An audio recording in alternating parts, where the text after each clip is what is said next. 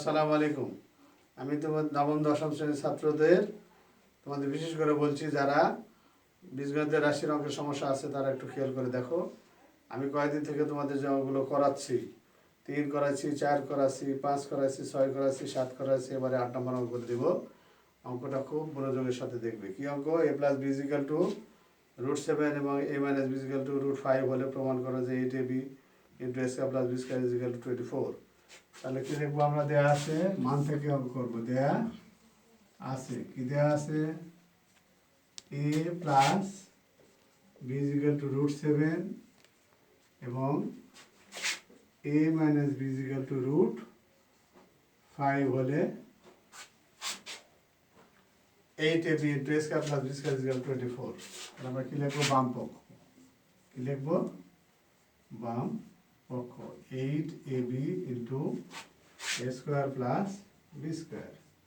তাহলে 8 অর্থাৎ 4ab গুণন 2 a square plus b square. দেখো 4ab এর একটা সূত্র আছে, সরাসরি অঙ্কে সেই সূত্রটা তোমরা দেখতে পাবে। 4ab সূত্র হচ্ছে a plus b whole square minus a minus b whole square. তারপরে কি আছে? 2 into 8 2 into a square plus b স্কয়ারের সূত্র আছে, কি আছে? 2 into a plus b whole square minus অর্থাৎ plus a minus b whole square divided by 2। এই সূত্র আছে। তাহলে আমরা কি করতে পারি? মান বসাবো। তাহলে a2 আর a2 কেটে দেবো। এর মান হচ্ছে √7, তারপরে স্কয়ার মাইনাস 5 এর উপরে স্কয়ার। তাহলে এখানে কি হচ্ছে?